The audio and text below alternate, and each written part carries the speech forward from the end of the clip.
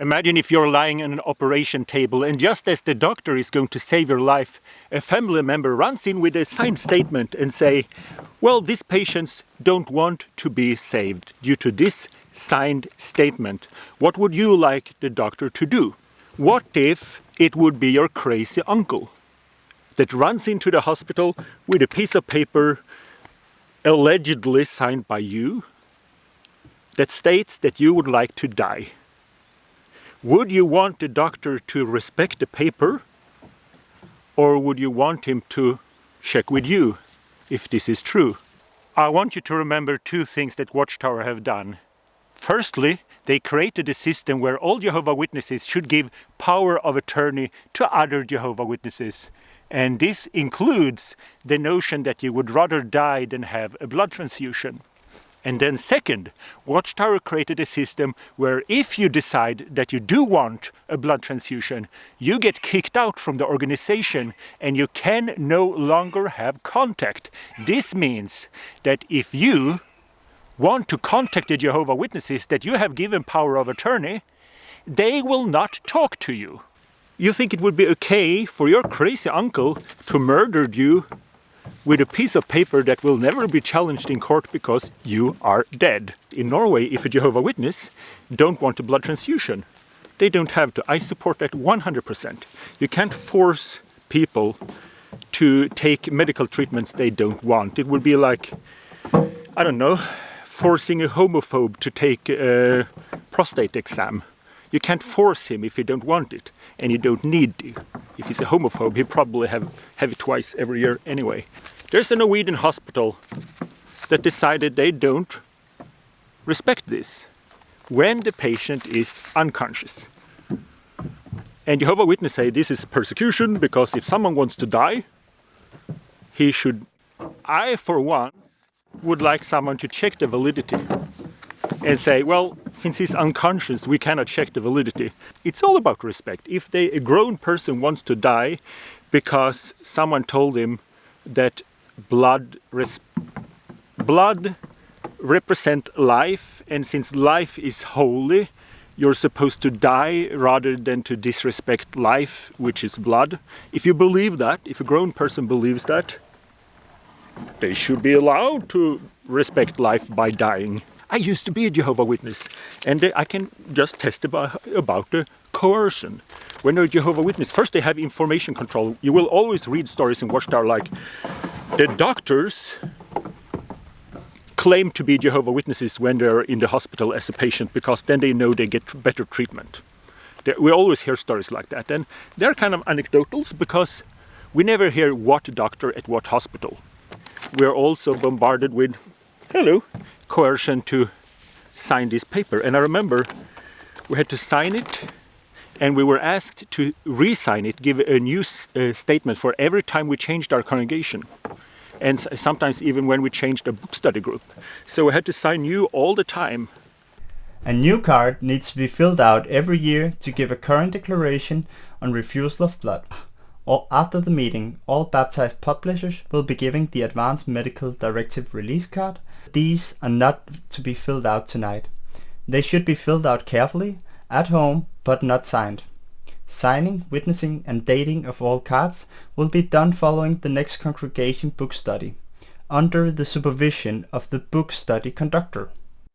Who came up with the idea that Jehovah Witnesses should be carried around a blood card?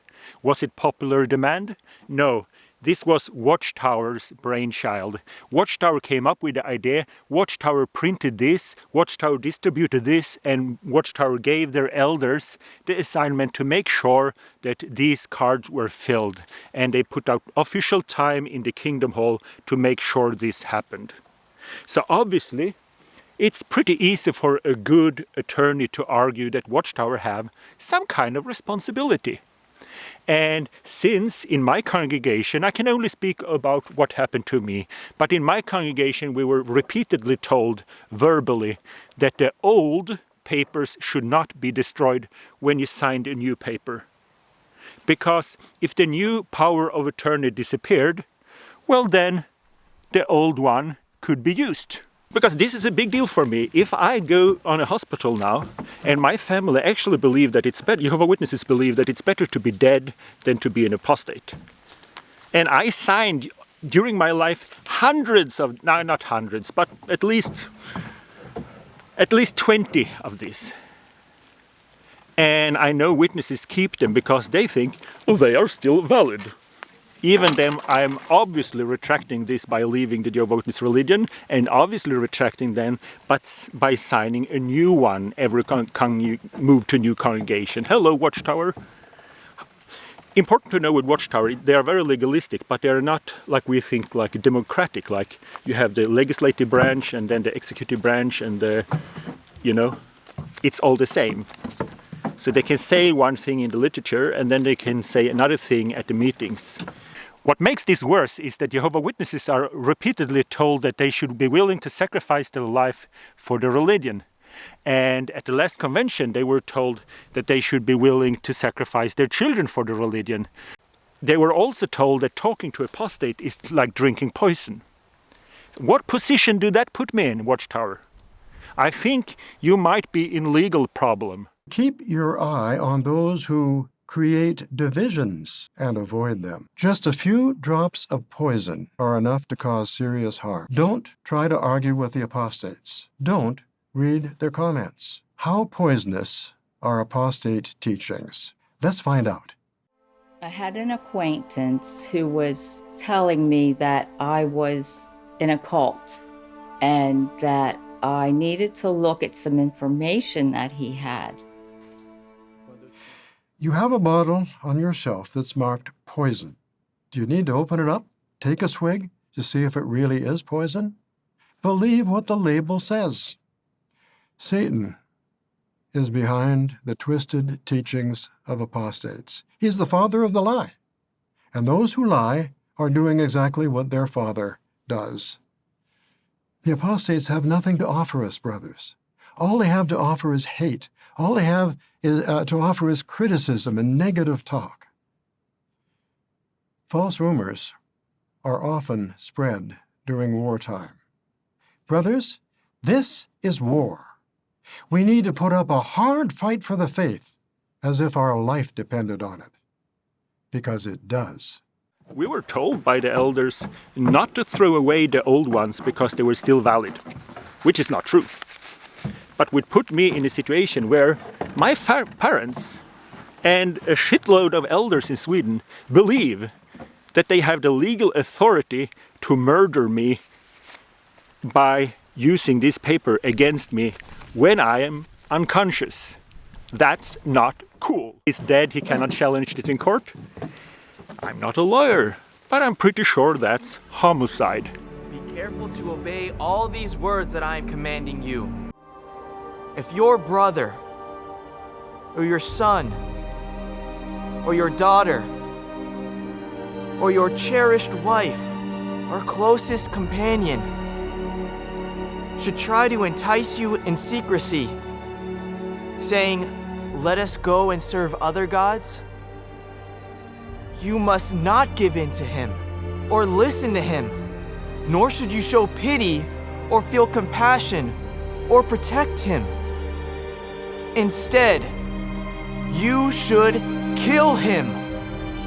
I have a lot of people that told me stories, but they don't want to put name on it because of the shunning thing, which is also, if you think about it, kind of blackmail. You tell people, if you disagree with us, you will lose your family.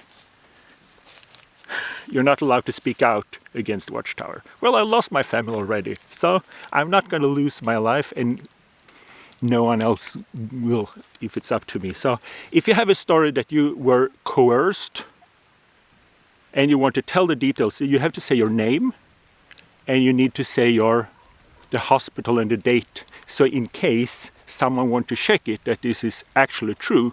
I know witnesses that are witnesses today that told me that they said no to blood transfusion because of this guilt and shame and coercion and all of that. I know believing Jehovah Witnesses that are witnesses today that told me that they felt pressured different ways.